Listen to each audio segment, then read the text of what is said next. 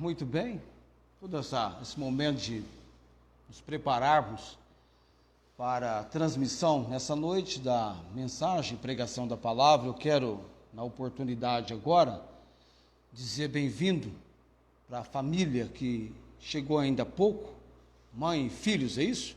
Então, sejam bem-vindos. Qual que é o nome? Michele. O bebê? Maria Luísa. Cauã, Miguel e? Maria? Maria Clara. Maria Clara, Cauã, Miguel e? Maria Luísa. Isso. E a senhora é Maria? Michele ou só Maria? Ou Maria Michele? É só Michele. Ah, tá. A família, né, conosco, crianças também. Bom estarmos aqui. Vocês sabem que eu estava viajando ontem, eu fui viajar e voltei hoje. Eu fui fazer a vinda, né, do pessoal para casa e eu realmente não sou inclinado tão cedinho a me alimentar. Ainda que insistisse lá em Araçatuba, eu não comi nada, não tenho essa condição, não sinto essa condição só mais tarde. Mas quando chegamos em casa, eu vi a alegria do pessoal quando entrou em casa, e eu achei que era uma alegria por causa de rever os gatos, cachorros, mais os cachorros, né? Mas estava uma alegria e olha e tal. Aí é que eu fui então perceber o que estava acontecendo. Havia então a mesa de café da manhã posta com cartaz de bem-vindo pela Maria Júlia. Ficamos emocionados. Pãezinhos de queijo, biscoito, bolo, né? Eu sou voraz por bolo. Obrigado, Maria Júlia, pela recepção trazida para nós. Já nos garantiu só comprarmos metade do almoço, né? A gente ia fazer um almoço inteiro, só a metade do almoço. E a Fabiana não está aqui hoje, vai estar em casa certamente, vão estar rindo agora, está falando isso aqui. Mas agradecemos a Deus pela provisão dele. E à tarde eu estava em casa lendo a Bíblia, preparando para a mensagem e aproveitei para orar pelo culto, porque estava chovendo intensamente e orei pelo culto. E vindo para o culto agora, a Tiana me falando da árvore, que eu já estava um tanto atento, porque ela estava tendo uma inclinação e ela acabou caindo. Até penso que um anjo, no momento exato, na hora oportuna, sem dano algum para ninguém, nos trazendo esse livramento. Quantas vezes nós colocamos o nosso carro ali debaixo dela? Nos cultos à noite. Felipe, quantas vezes? Eu era mais freguês ali de manhã, daquela sombra frondosa, mais de manhã. Mas se você observar lá, se ninguém cortar, já tem uma outra lá que nasceu. Vamos depois plantar um outro tipo, talvez, que não seja tão crítico para a calçada, tá? Hoje à noite, ainda que nós estejamos com a nossa tenda no Salmo 40, nós entramos naquele verso 4, apareceu uma palavra ali que nos chamou muito a atenção no Salmo 40. Continuo considerando que a Bíblia diz lá no verso 4, bem-aventurado aquele que põe no Senhor a sua confiança. Tratamos sobre confiança. E agora, já por algumas semanas, entramos no fato que tal pessoa que põe no Senhor a sua confiança não vai respeitar ou considerar os soberbos. Falamos sobre os soberbos. E hoje à noite, o contrário da soberba, que é então a humildade. Nós vamos entrar um pouquinho nesse terreno, entendendo o que Deus, pela sua palavra, quer tratar conosco nessa questão da humildade. 1 Pedro capítulo 5. 1 Pedro capítulo 5, verso 5. Estou localizando a minha Bíblia aqui. 1 Pedro capítulo 5. Estou lá em Timóteo, cheguei em 1 Pedro, capítulo 5.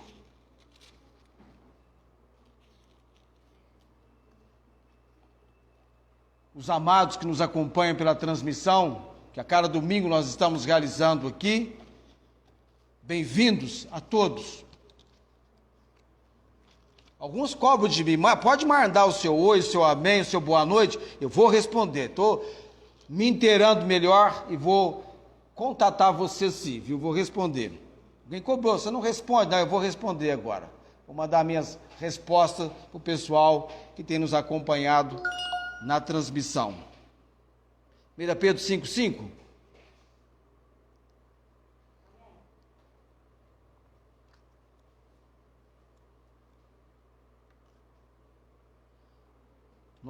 Eu intitulei a mensagem de hoje à noite, humildade, virtude ou qualidade moral de extrema importância. 1 Pedro 5,5, o apóstolo Pedro, ele está nesse capítulo destacando, acentuando deveres de anciãos, de mancebos, dos pastores. E ele, então, quer que as atitudes destes sejam atitudes aprovadas por Deus. E tal como a atitude que ele menciona do pastor, dos anciãos, dos mancebos, ele vai no verso 5 dizer, semelhantemente vós, mancebos. Ele falou primeiro dos pastores, a atitude deve ter, cuidando do rebanho, empreendendo melhor para o Senhor. Semelhantemente vós, mancebos, sede sujeitos aos anciãos, e sede todos sujeitos uns aos outros, e revestivos de quê? Humildade. E ele então vai repetir as palavras de Tiago, capítulo 4, verso 6. Porque Deus resiste aos soberbos, mas dá graça aos humildes. E no verso 6, então, ele apresenta uma ordem para nós. Humilhai-vos, pois, debaixo da potente mão de Deus, para que a seu tempo vos exalte. Nós vamos orar nesse momento, buscando a direção e obra do Senhor Deus, para os nossos corações, para as nossas vidas, hoje à noite. Nosso Deus e Pai bendito, prepara, ó Pai, os nossos corações hoje à noite. Cremos no poder, na autoridade da palavra do Senhor, no agir do Deus Supremo. Essa é a palavra do Senhor, é o Senhor quem nos ensina por ela. Vindo sobre nós a direção do Senhor, o Senhor tem um propósito para as nossas vidas, que sejamos usados como instrumentos pelo Senhor. O Senhor trata com o seu povo, ensinando-nos a dar valor naquilo que realmente tem peso de importância e valor na palavra do Senhor. Deus derrama graça sobre nós, estudando, aprendendo sobre humildade. Fala conosco, Senhor. Usa-me, Pai, pregando em poder e demonstração do Teu Santo Espírito.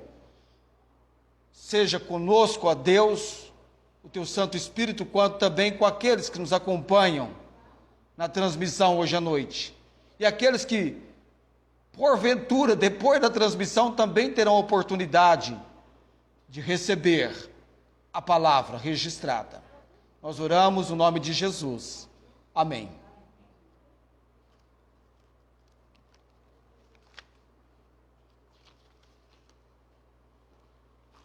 Deus dá graça aos humildes. Quando nós atentamos para a questão da humildade, nós percebemos que a palavra de Deus, ela dá uma atenção, leva-nos a uma compreensão clara. A humildade é claramente ensinada nas Escrituras. Deus sempre tratou desse assunto com o seu povo. A palavra humildade, quando nós buscamos uma melhor compreensão do termo, ela tem a sua origem tanto do grego, eu vou apresentar para você hoje à noite, da língua grega, quanto da língua latina. O latim, por se tratar da palavra que chegamos na língua portuguesa. A palavra humildade, ela vem do grego humus, e essa palavra humus significa terra. Essa mesma palavra humus, de onde vem a palavra humildade, humus, que significa terra, nós temos também outras duas palavras derivadas que vêm dessa palavra humus, que é a palavra humanidade e homem, significando primeiramente terra fértil e criatura nascida da terra. E essa expressão se desenvolveu até o significado que conhecemos hoje.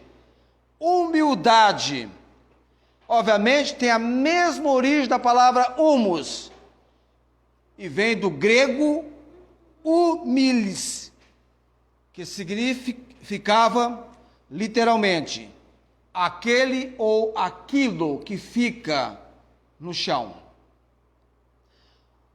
Humildade é a qualidade de quem age com simplicidade, uma característica das pessoas que sabem assumir as suas responsabilidades sem orgulho, sem prepotência, sem soberba, sem arrogância. E a palavra no latim, humilitas, ou seja, aquilo que tem pouca elevação, ou seja, em relação com a ideia de modéstia. A própria palavra humildade significa modéstia. Por detrás da palavra humildade, nós temos simplicidade e modéstia. E a humildade, nós entendemos que ela é uma virtude de extrema importância, porque faz a pessoa reconhecer as suas próprias limitações. E tal pessoa, reconhecendo as suas próprias limitações, passa a agir com modéstia e ausência de orgulho. De modéstia surgiu a palavra modesto. Ah, fulano de tal é uma pessoa modesta. Nós perguntamos então, o que é modéstia? A ausência de vaidade ao próprio valor. Alguém diz, fulano, mas você é tremendo. Não, tem mais gente tremenda do que eu. Tem muita gente melhor do que eu. Você pega, por exemplo, no Brasil, no terreno da área de comunicação, e você começa a conhecer vozes os donos de certas vozes que por anos você ouviu na pessoa de alguém no terreno daí da televisão, das dublagens, e você vê aquelas pessoas dizendo, não tem nada extraordinário, ou agindo com simplicidade, agindo com modéstia. Não tem aquele valor exagerado pelas suas próprias realizações. E o interessante que tem uma expressão que as pessoas usam. Você já ouviu certamente alguém dizendo assim, olha, meu filho meu filho, modéstia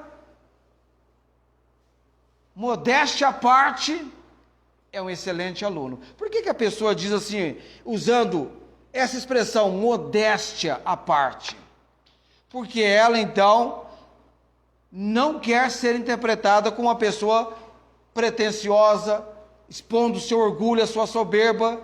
Ela reconhece que o aluno, seu filho é um bom aluno, mas modéstia à parte falando, considerando a modéstia em evidência. Eu trouxe para vocês algumas considerações importantes, até porque para nós, povo de Deus, para você, crente em Jesus Cristo, a humildade é um princípio, não uma escolha. Nós temos que atentar para esse princípio.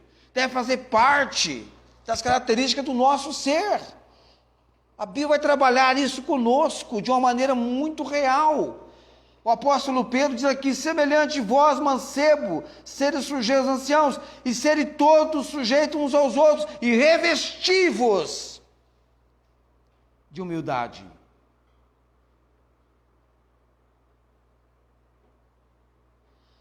Devemos considerar, Filipenses, na leitura que nós fizemos aqui hoje, uns aos outros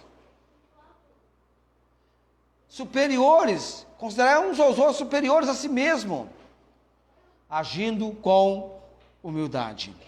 O apóstolo Pedro trabalha isso conosco.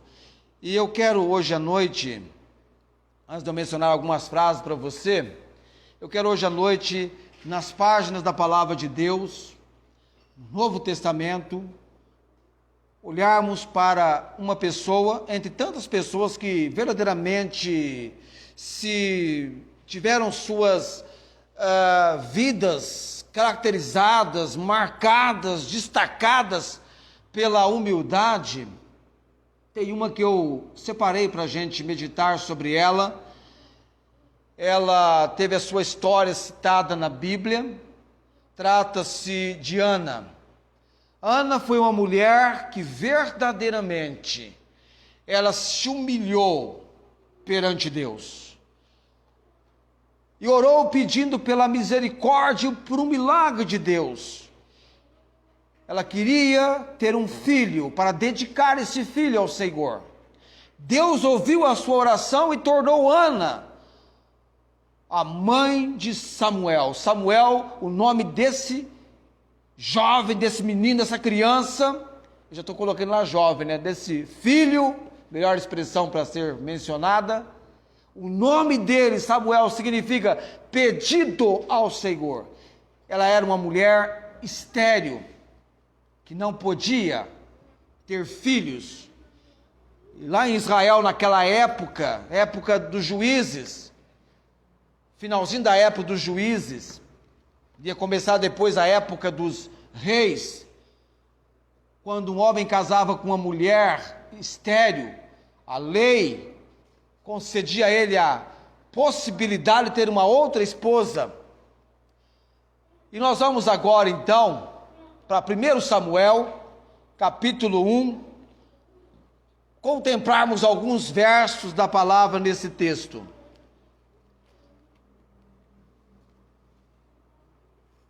1 Samuel, capítulo 1.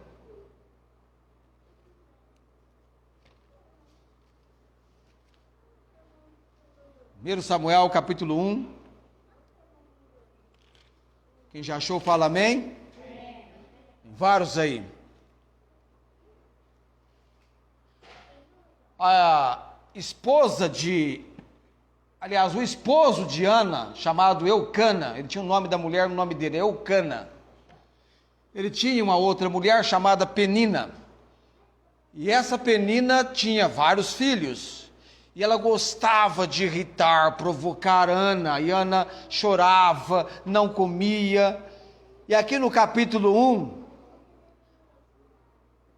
diz que quando eles iam sacrificar ao Senhor, Eucana, conhecendo a situação de sua esposa estéril, ele dava uma porção dobrada para Ana. Mas a Bíblia nos diz que Deus havia cerrado a madre de Ana. Era algo que a Bíblia destaca: Deus havia cerrado a madre de Ana. A impossibilidade de Ana ter filhos era algo que estava com o Senhor. E a Bíblia nos mostra no verso 6 de 1 Samuel, capítulo 1, que a sua competidora excessivamente a irritava, para embravecer, porquanto o Senhor lhe tinha cerrado a madre. Ou seja, era algo muito triste. Naquela época, a impossibilidade para uma mulher gerar filhos, talvez até hoje o seja. E assim aquela mulher fazia de ano em ano, quando ela subia à casa do Senhor. A outra irritava pelo que chorava e não comia. Aí Eucana chegava para Ana e dizia: Ana, por que choras? Por que não come? Por que está triste o teu coração? Por que está mal o teu coração? Não te sou eu melhor do que 10 filhos? E agora nós vamos ler a Bíblia, então, o trecho da palavra, dessa atitude humilde que Ana teve. Verso 9, 1 Samuel, capítulo 1. Estou aqui tratando, amados, com uma mulher, nas páginas da palavra no Velho Testamento, que é um exemplo de alguém que se humilhou perante Deus. Foi alguém humilde perante Deus. Imagine só. Então Ana se levantou depois que comeram e beberam em Siló. Eli, sacerdote, estava sentado numa cadeira junto a um pilar do templo do Senhor. Ela, pois, com amargura de alma, uma mulher triste, atribulada, ela fez o que, amados? Orou ao Senhor e chorou abundantemente. Creio eu que não foi a única a fazer isso e nem a última, até os dias em que nós vivemos. Certamente, em algum lugar, por razões tais, uma mulher pode estar chorando enquanto ora ao Senhor por algo que inquieta, incomoda o seu coração. Deus não se importa com isso. Ana orou, e a Bíblia diz que ela chorou abundantemente. Ela estava, amados, derramando a sua alma perante o Senhor. Melhor lugar, melhor condição, melhor situação. E votou um voto dizendo: Senhor dos exércitos, Jeová Sabaote, Deus Todo-Poderoso, se benignamente atenderes para a aflição da tua serva e de mim te lembrares, e da tua serva te não esqueceres, mas a tua serva deres um filho varão, ao Senhor o darei por todos os dias da sua vida, e sobre a sua cabeça não passará navalha.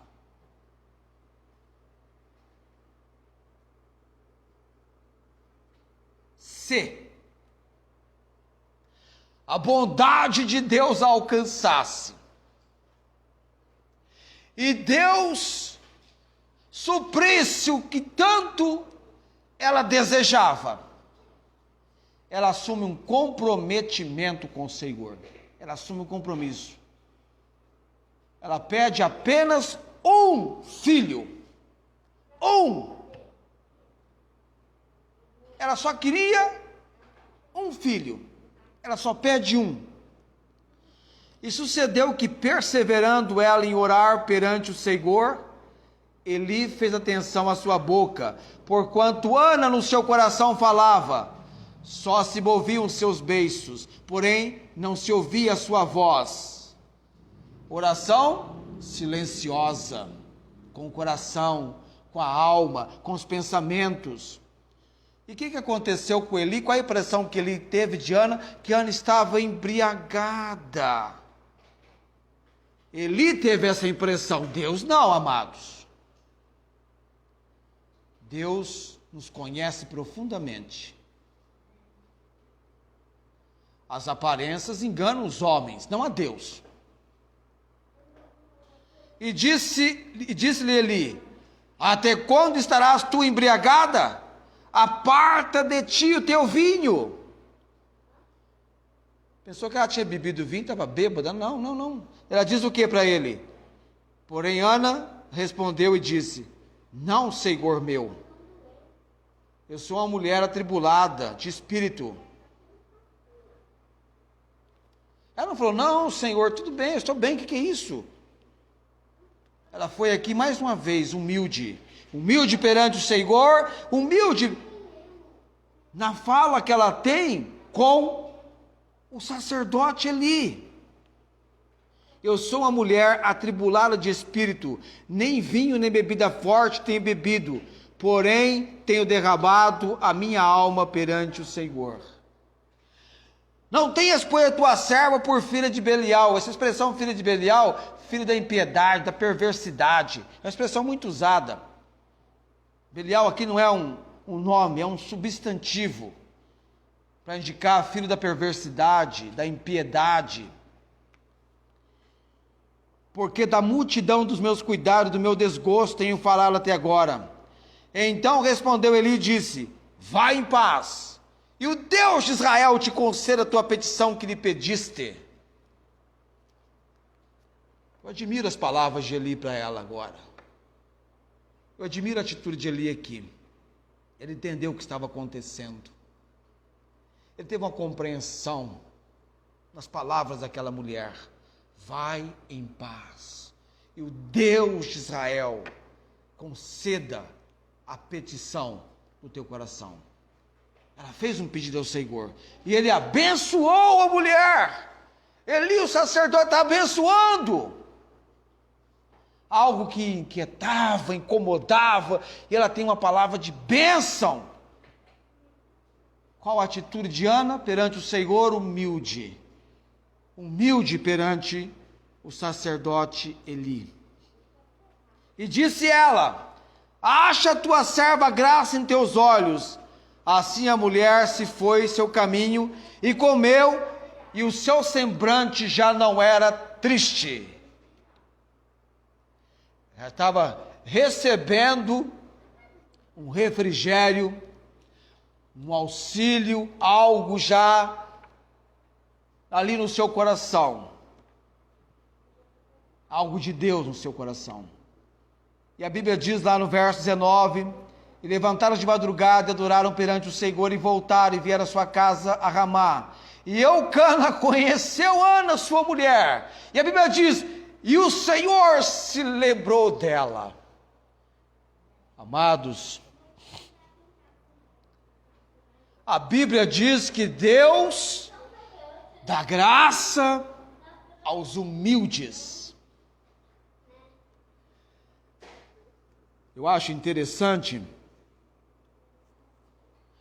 há uma frase entre as frases que eu tenho aqui, eu tenho várias frases aqui, vou começar com esta aqui. Eu vi uma aqui agora, vou começar com ela. Ninguém é melhor que ninguém, mas a humildade engrandece. Ninguém é melhor que ninguém, mas a humildade engrandece. Tem uma outra aqui importante também, irmãos. Ser humilde não é ser menos que alguém, é saber que não somos mais que ninguém. Repito, tudo bem. Ser humilde não é ser menos que alguém, é saber que não somos mais do que ninguém. Como que isso nos ensina? E dito que o mundo precisa mais de gente de queixo caído do que nariz empinado. É verdade, o mundo precisa. Humildade. Tem uma frase também magnífica na minha coleção aqui de frases a respeito da humildade. Você sabe qual é a condição? Alguém disse, né? Ele aprendeu que um homem só tem o direito de olhar para um outro homem de cima para baixo se for para estender a mão e levantá-lo. Olha que frase linda. Eu só tenho o direito, a condição de olhar alguém de cima para baixo, se for para estender a mão e ajudá-lo a levantar-se. E alguém disse que o topo da inteligência é alcançar a humildade. Ana ora perante o Senhor. Ela se humilha. E a Bíblia diz que Deus, no encontro com o seu marido, Deus se lembrou dela. Ela estava numa situação aguardando o agir de Deus na sua vida. E a Bíblia diz que no verso 20, passado algum tempo, não fala o tempo, mas nós vamos talvez 9 meses, 10 meses, 11 meses, Ana concebeu e teve um filho, e chamou o seu nome Samuel, porque dizia ela, o tenho pedido ao Senhor. E pelo relato bíblico, amados, lá no verso 24, ela só fica com a criança até desmamá-la. Naquela época, um período talvez aí de 2 anos, quando a criança estava com 2 anos, sendo desmamada, que criança tem uma época para ser desmamada, 2 anos, viu? Se você for esperar pela criança, tem criança que vai 3 anos, 4 anos, tem criança que deixa dar com 10 anos de idade que quer mamar. E chora. 2 anos. Estou vendo uma garotinha aqui no colo da mãe, chupeta na boca, me olhando contemplativa. Ela não entende, mas o subconsciente dela está gravando o que eu disse. Quantos meses ela tem? 1 ano e 1 mês. 1 ano e 1 mês. Então tem mais 9 meses, saudosa criança, bela criança, de vez em quando eu cometo cada erro com palavra, né? Bela criança, tem mais 9 meses para a sua mãe pensar em encerrar os... Ela mama? Não sei se mama. Ah, não mama já, está no leite, aliás, da mamadeira, né? Essa parou mais cedo do que deveria. Minhas filhas também tiveram esse problema de parar mais cedo do que o necessário. Verso 24, ela levou o garoto e ele ficou no templo com o sacerdote ali. Ela cumpriu o compromisso dela. Ela entregou aquela criança. Agora, amados, olhando para a questão da humildade de Ana, quando nós chegamos no capítulo 2, verso 18, olha que cena interessante, nós estamos no capítulo 2, a partir do verso 18.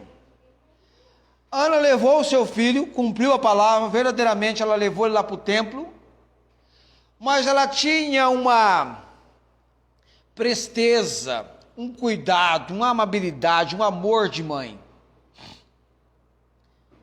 De tempos em tempos, ela confeccionava uma linda túnica para aquele menino, uma túnica que a cada ano ia acompanhando o desenvolvimento dele.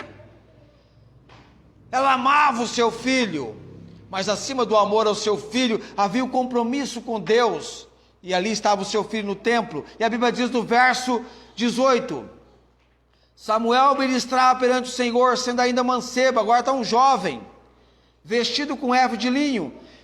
Verso 19, e sua mãe lhe fazia uma túnica pequena, e de ano em ano ela trazia, quando com seu marido subia a sacrificar o sacrifício anual.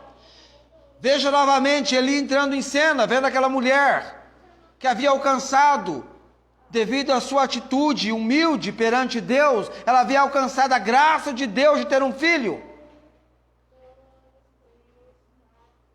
E Eli abençoava Eucana e a sua mulher e dizia, o Senhor te dê semente desta mulher, pela petição que fez o Senhor. E voltavam para o seu lugar. Eli assim procedia para com o marido e para com a mulher. Ele abençoava, dizendo, Senhor, dê semente. Amados, como é importante abençoarmos e não amaldiçoarmos. Eu tenho visto, até entre as pessoas aí fora, pais, mães, abençoando os seus filhos. Eu vi ontem um vídeo de um rapaz que com carinho recordava do seu pai. Eu vi de um outro, um testemunho incrível do pai assumindo um comprometimento sério daquele garoto com 10 anos para atuar, fazer algo de uma grande responsabilidade. O pai assumiu o compromisso. Eu assumo o compromisso pelo meu filho. Podem gravar com ele. Eu creio que ele vai dar conta do recado. E o garoto, até hoje, está na profissão que lá atrás começou, por causa do pai. O pai dizendo para o filho: ó filho, vamos trabalhar, você tem talento, habilidade para isso, vamos trabalhar com isso. Aqui está o encaminhar da sua vida, o futuro.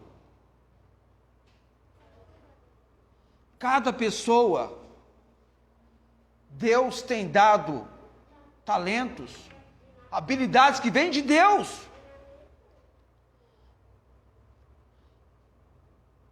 O que as estrelas fazem?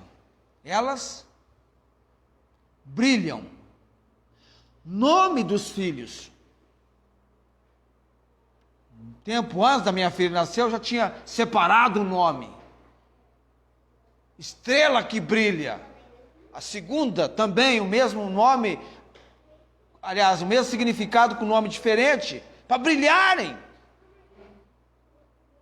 Você vê que Ana, quando ela vai dar um nome para o filho dela, pedindo ao Senhor, Samuel, uma intimidade, um relacionamento com Deus, Eli também abençoando.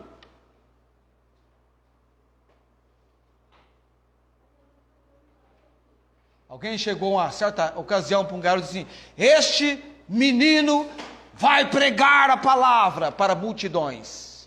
Este menino vai ser usado por Deus. Abençoar, amados. Abençoar.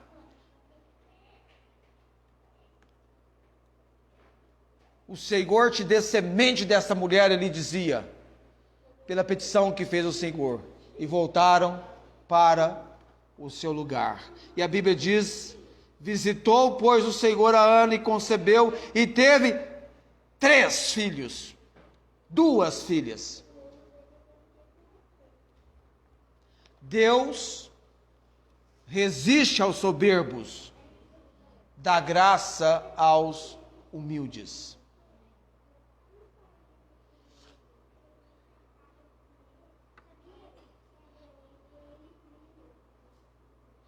Mais uma frase para você da minha coleção aqui. Diz que o dinheiro faz homens ricos, o conhecimento faz homens sábios, e a humildade faz grandes homens. O dinheiro faz homens ricos, o conhecimento pode fazer homens sábios, mas só a humildade faz homens, faz grandes homens.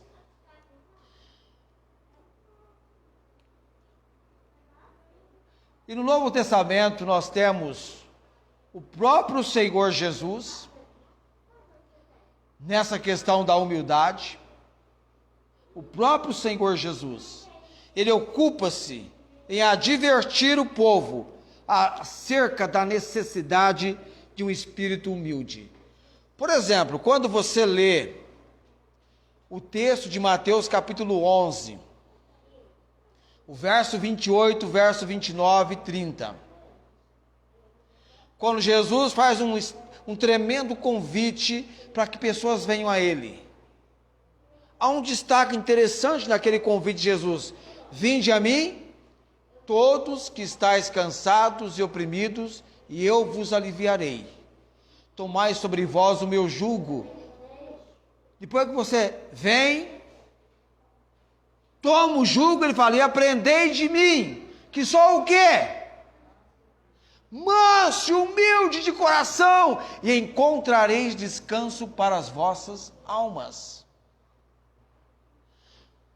Jesus o Deus Filho, deixou o trono de glória, se humilhou, rebaixou-se. Você percebe que a palavra humildade é alguém que está abaixo. Você entendeu o princípio do termo? Jesus se apresenta como alguém humilde. E o que é que Deus, a Bíblia diz em Filipenses, que Deus fez com Jesus, pelo fato dele ter se humilhado? Deus o exaltou soberanamente, amados. Ele deu um nome que é sobre todo nome, para que o nome de Jesus se dobre todos os joelhos que estão nos céus, na terra e debaixo da terra. E toda língua confesse que Jesus Cristo é o Senhor. Não estamos nós, porventura, seguindo o Senhor Jesus? Por mais de uma vez, Jesus nos ensinou que aquele que se humilhar será exaltado, e aquele que se exaltar será humilhado. Alguém perguntou assim: como é que eu posso fazer para não ser humilhado? Aí alguém brincou jocosamente, disse: olha, é só você não se exaltar. Se você não se exaltar, você não será humilhado. Mas todos nós estamos sujeitos a nos exaltarmos e sermos humilhados. E seremos humilhados por Deus. É Deus quem vai nos humilhar. Tem um relato bíblico, abre lá a sua Bíblia em Lucas capítulo 14. Lucas capítulo 14. Lucas 14. Lucas capítulo 14. Deixa eu virar as páginas da minha Bíblia aqui. Lucas 14.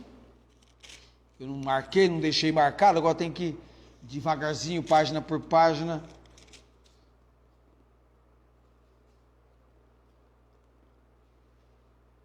Lucas 14. Aliás, vamos um pouquinho mais adiante, deixa eu ver um negócio aqui. Lucas 18, acho que é o que eu quero, está em Lucas 18. Lucas 18, verso 9. Lucas 18, verso 9. Ele está contando uma parábola aqui, a respeito das pessoas confiando em si mesmo, crendo na sua justiça, crendo que eram justos, e aqui o princípio é desprezando os outros. Essa questão hoje em dia, amados, no terreno da humilhação, do fato de ser humilhado, nós estamos sujeitos a ser humilhados. Na questão trabalhista, a lei sobre isso, nós não devemos humilhar ninguém, rebaixar ninguém. Quando assim procedemos, podemos ser punidos por lei. Há uma lei na questão trabalhista sobre isto. E aqui os fariseus desprezando os publicanos. Vamos lá ao texto da palavra. 2 homens subiram ao templo a orar, um fariseu e o outro publicano. E o fariseu, estando em pé, orava consigo dessa maneira: ó Deus, graças te dou, porque não sou como os demais homens, roubadores, injustos e adúlteros, nem ainda. Se ele parasse por aqui onde ele falou, já seria pesado, mas ele foi um pouquinho mais longe. Nem ainda como este publicano. Será que nós já não fizemos coisa parecida? Quando você encontra um andarilho, um bebum, você fala: puxa vida, que situação. Ainda bem que eu não sou como este. Ou então um andarilho. Tinha um andarilho todo empolgado num banheiro público, porque depois de 20 anos, por acidente, ele havia encontrado o tio dele quando entrou no banheiro público. Ele estava todo eufórico e falando para todo mundo: rapaz, puxa vida, 20 anos eu estou andando pelo mundo e 20 anos que eu não encontrava o meu tio e acabei de encontrá-lo. Quase que eu conheci o tio dele. Já tinha saído quando eu cheguei, estava todo alardeado, todo aclamado, todo eufórico, havia encontrado o seu tio. Olha o que o fariseu faz aqui. O fariseu top. Ele se considerava melhor do que o publicano. Desprezou. Amado, o que o fariseu estava fazendo quando ele fala isso? Estava orando. Você imaginou? Alguém que ora assim? A oração dele é aquela oração que não passou do teto de onde ele estava. Mas Deus registrou na palavra dele para chamar a nossa atenção. É para nós. Sabe o que o fariseu falou mais também? Está orando, jejum 2 vezes na semana, e dou os dízimos de tudo quanto possuo. Não sou como este publicano. Na cabeça do fariseu, o publicano não fazia nada daquilo que ele fazia. Ele estava em posição melhor, estava em posição diferente.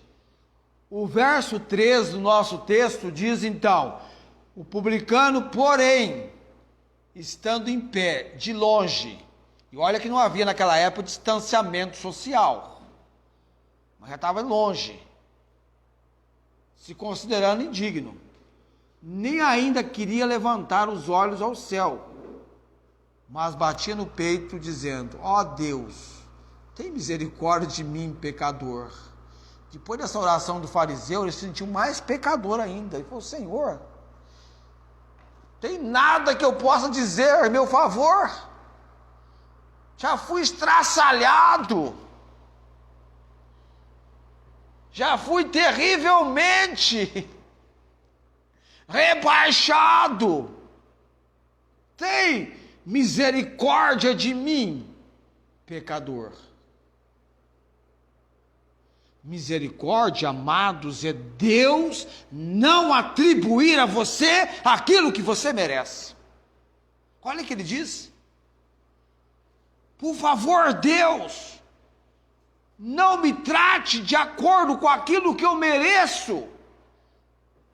E a Bíblia diz lá no texto, Jesus falando: digo-vos que este desceu justificado para a sua casa, e não aquele. Porque qualquer que a si mesmo se exalta será humilhado, e qualquer que a si mesmo se humilha será exaltado. O publicano se humilhou. Não era digno de nada. Ele era realmente miserável. Semana que vem eu quero tratar sobre o apóstolo Paulo. Amados, nesse terreno da humildade com o apóstolo Paulo. O apóstolo Paulo tem uma frase que eu sempre achei magnífica, linda, e que deve ser um exemplo, um mote para milhares de homens e mulheres de Deus, servindo a Deus, para igrejas e mais igrejas. A expressão que Paulo fala em Atos capítulo 20, verso 19, semana que vem vamos falar sobre ele: servindo ao Senhor com toda, não um pouquinho, mas com a busca de toda humildade, toda modéstia, toda simplicidade.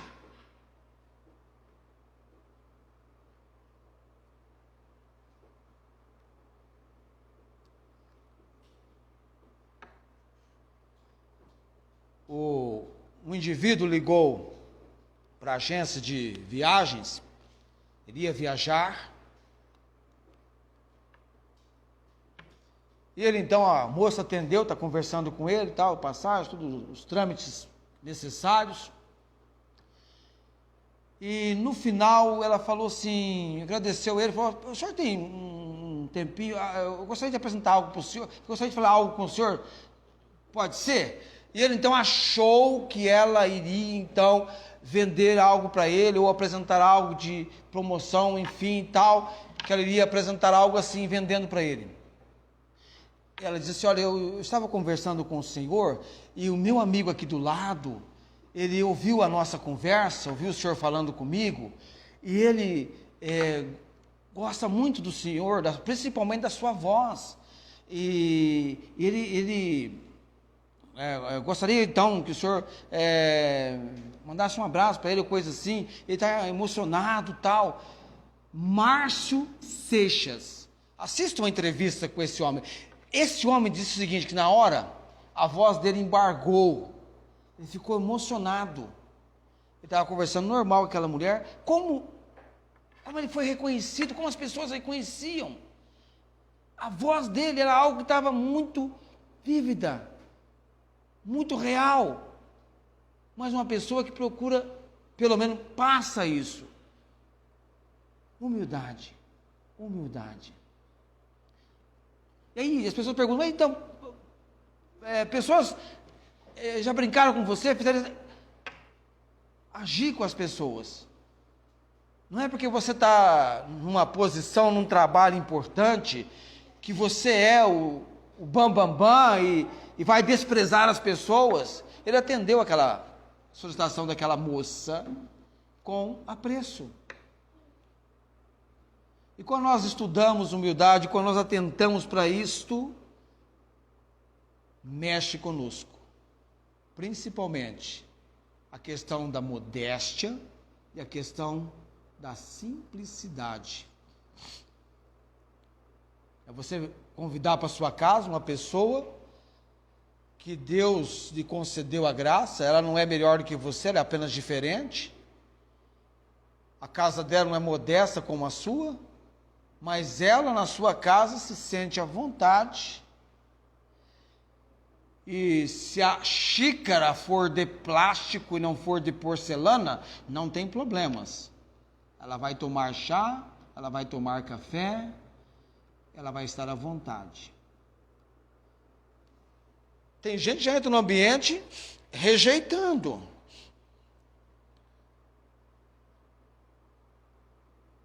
Já assim, de uma forma asquerosa. Este aspecto, esta atitude, nunca foi a de Jesus Cristo. Ele ia tanto na casa do rico como na casa do pobre. Ele se envolvia, ele se misturava. E quem é Jesus? Aquele que deixou o seu trono de glória e de majestade. E o apóstolo Pedro diz, revesti-vos, no capítulo 5, de humildade. Revestir é vestir de novo, de humildade.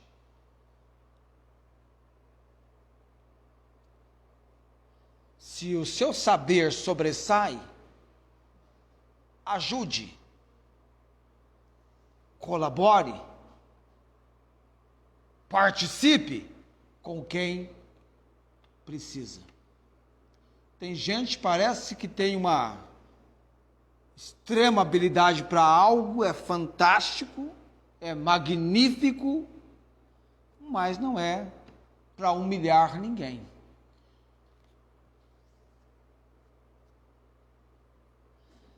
Tem pessoas, por exemplo, que não conseguem fazer o que você faz, às vezes um simples trabalho. Às vezes um simples trabalho de você agachar, tem gente que não consegue agachar, amados. É mais fácil ter ajoelhado do que agachar. Portes diferentes, mas não melhores. Penina, que irritava a Ana,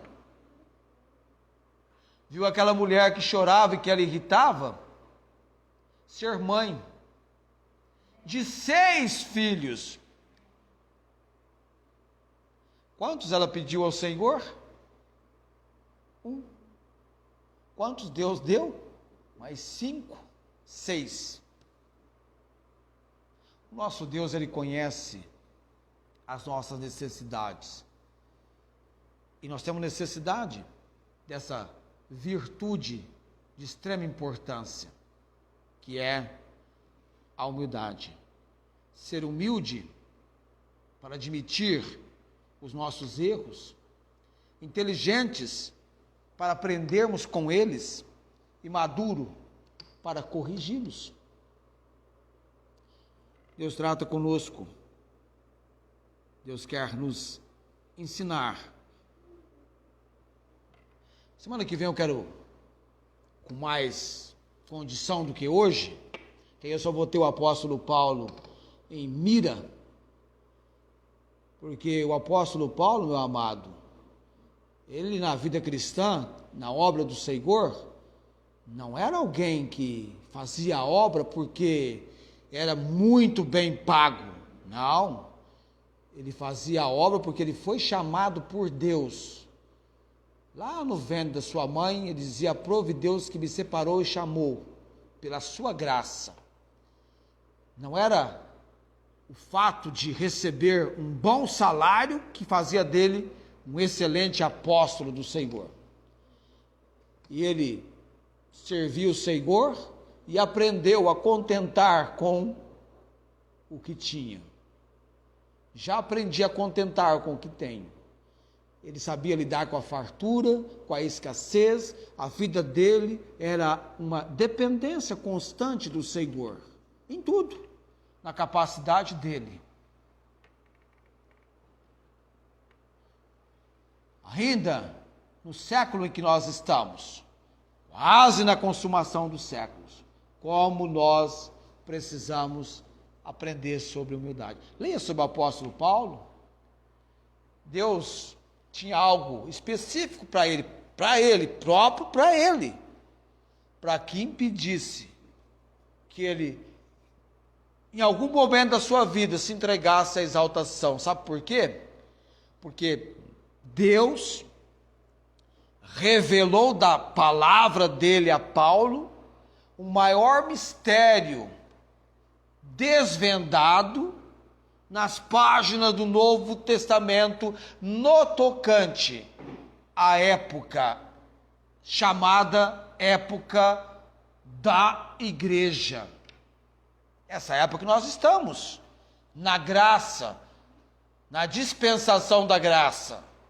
E o apóstolo Paulo recebeu essa revelação e escreveu e destacou na palavra do Senhor essa época que nós vivemos, que Deus trata com a igreja, e logo com a igreja envolvendo gentios, e logo vai entrar a plenitude dos gentios, e Deus vai tratar com Israel. E Paulo, o judeu, foi usado por Deus e escreveu.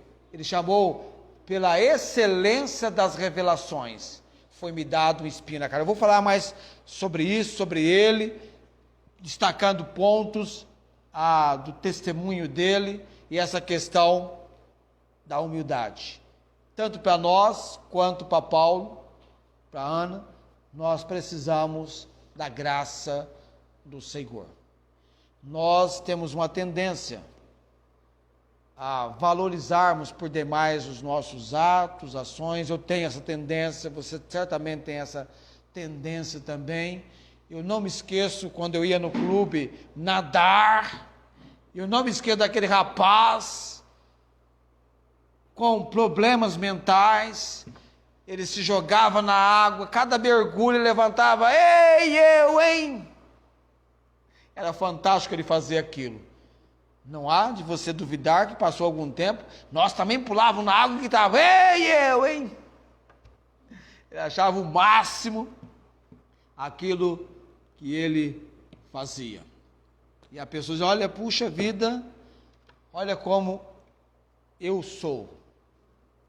O eu vai na frente, nós temos uma imensa dificuldade com isso, e às vezes nós temos que olhar para pessoas e dizer assim: ó, puxa vida, essa pessoa aqui, em alguma coisa ou em algumas coisas, ela é superior a mim. Espera aí, deixa eu, encerrando aqui, deixa eu me colocar para você. Não vai dar para colocar os dois hoje, mas eu coloco pelo menos um para nosso final hoje. Aquelas ilustrações que eu gosto tanto, estava até esquecendo de uma aqui. Está bem que o Senhor me fez lembrar, porque eu passei horas escrevendo, não horas, mas algum tempo escrevendo isto, e eu vou colocar para você. Essa aqui eu achei incrível, no terreno de pessoas que tentam humilhar os outros. Quer ver só? Presta atenção aqui. O barqueiro e o doutor.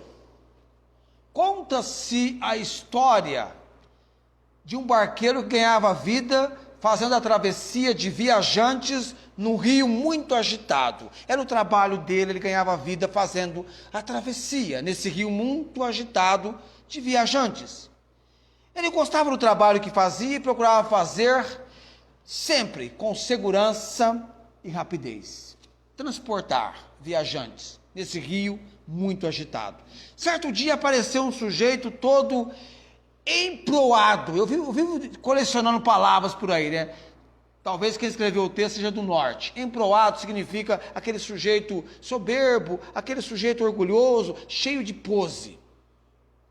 Enquanto atravessava o rio, o doutor resolveu humilhar o barqueiro com sua verbosidade, sabe, aquela falácia. O senhor sabe ler? Não, senhor. Não tive a oportunidade de aprender, responde o barqueiro. Então, doutor, entre aspas, diz: ah, meu amigo, as maravilhas da escrita. O senhor nem sabe o que está perdendo. Posso lhe garantir que o Senhor perdeu uma grande parte da sua vida por não saber ler. O barqueiro ficou quieto, mas o doutor insistiu. Mas fazer contas, o senhor sabe, não sabe? Não, senhor, nunca aprendi a fazer contas. Ah, meu amigo, as maravilhas da matemática. O senhor perdeu uma grande parte da sua vida por não saber matemática. Nesse exato momento, a canoa bateu em alguma coisa e vazou água. O barqueiro fez o que pôde, mas não conseguiu estancar o vazamento. Então disse para o seu passageiro: doutor, tire os sapatos e o paletó. Vamos ter que ir a nado e vamos ter que nadar bastante, pois a correnteza é muito forte neste lugar. O doutor então diz: mas meu amigo, eu não sei nadar. O barqueiro disse: não sabe nadar, doutor? Não sei, não tive a oportunidade de aprender. Foi o que respondeu o doutor.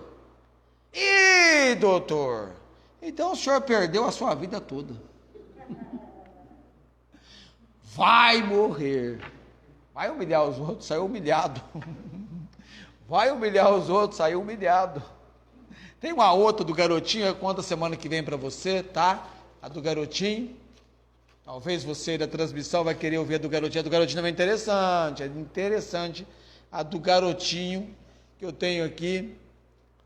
Como que muitas vezes um garoto, uma criança, tem a resposta certa que muitos adultos estão quebrando a cabeça e vão fazer a coisa mais trabalhosa desnecessariamente. Tá? Cadê o meu texto aqui de 1 Pedro? Agora que Pedro escreveu depois de Tiago, na colocação nossa aqui, mas a questão é que ambos trataram de assuntos semelhantes. Lá diz, semelhantemente vós, mancebos, sede sujeitos uns aos outros e sede todos sujeitos uns aos outros. Perdão, semelhante de vós, mancebos, sede sujeitos aos anciãos e sede todos sujeitos uns aos outros. Você percebe? Eu sujeito a você, você sujeita a mim. Entendeu? E revesti-vos de humildade. Por que eu tenho que revestir de humildade? Porque Deus resiste aos soberbos, mas dá graça aos humildes. Todo mundo que vai entrar na eternidade, no céu, todos que vieram a Cristo para recebê-lo como Senhor e Salvador, tiveram que se sujeitar, se humilhar perante Jesus. Ó Galileu, venceste. Tem que se humilhar, tem que reconhecer que nada é, miserável pecador. Tem que dizer como Paulo: Senhor, o que queres que eu faça? Primeira pergunta: quem és, Senhor? Eu sou Jesus, a quem tu persegues. queres que eu faça? O que Deus quer que você faça? O Salmo 40 abriu essa oportunidade para nós, quando tocamos no terreno da soberba. E a nossa confiança no Senhor nos leva a sermos bem-aventurados. Mais alto grau de felicidade. Nós vamos orar nesse momento. Eu quero mencionar algo com você. O meu vizinho, o senhor José, ele contraiu o Covid-19, ele está entubado em Ribeirão Preto. É preocupante o quadro de saúde dele. Eu estava lendo em casa a Bíblia, depois orando, eu orei por ele. Nós não lemos aqui no capítulo 2 de 1 Samuel, mas Ana falou que Deus é o que dá a vida e tira. Só quem tem poder absoluto para dar a vida e tirá-la é Deus. Ele tem essa prerrogativa, esse controle, essa condição. As nossas vidas estão nas mãos de Deus. Agradeço a você que orou pela nossa viagem. Vamos orar agora pelo senhor José, nesse final de culto. Os nossos visitantes, todos nós que estão em casa, que também nos acompanham nessa nova modalidade que temos agora. Tá? Eu prego aqui e acolá. Eu estou aqui em algum lugar mais. É palavra aqui e lá. Lá que pode ser até os confins da terra, tá? Se tudo proceder na mais completa condição dada por Deus a nós, de que os nossos planos se concretizem, semana que vem nós teremos as missionárias aqui, teremos a nossa oferta missionária, nosso domingo missionário, com as missionárias Meire e Celinha. Se Deus nos der a graça, elas vão estar aqui, participando conosco, e será também o domingo da nossa ceia. Vão participar também da ceia conosco, tá? Elas ainda não tomaram ceia este ano, e na igreja que elas congregam lá em Araçatuba, eles estão até o dia 25 de janeiro com cultos apenas online, e vão voltar ao presencial dia 25, tá? E a semana que vem, as missionárias conosco, nós vamos ter a nossa ceia do Senhor. Ok? Vamos orar, vamos nos colocar em pé nesse momento. Graças damos a Deus pelo poder e autoridade da palavra dEle, o agir dEle sobre nossas vidas, o livramento. Continue orando, tá? Semana que vem nós teremos um domingo missionário e queremos ter um tempo sobremodo do agir de Deus. Obrigado, Senhor Deus, pela palavra do Senhor. Somos apenas instrumento, ó Deus, entregues a esta nobre tarefa, a este trabalho honroso, que é anunciarmos a palavra do Deus Altíssimo, que nos foi entregue, chegou até nós, na nossa língua, e tudo que diz respeito à palavra e ao ensino e pregação e aos ouvintes, a obra do Senhor, trazendo compreensão e entendimento. Ó Deus, que possamos ponderar, avaliar, considerar esse assunto importante sobre a humildade perante o Senhor. Que possamos valorizar, dar importância àquilo que a Tua palavra leva-nos a este entendimento, a essa compreensão. Obrigado, Pai, por aqueles que de maneira tão humilde e amável se entregam a nos acompanhar pela transmissão. Oramos com gratidão no nome de Jesus. Amém. O Senhor te abençoe e te guarde. O Senhor faça resplandecer o seu rosto sobre ti, tenha misericórdia de ti. O Senhor sobre ti levante o seu rosto e te dê a paz. Amém. Deus abençoe a cada um.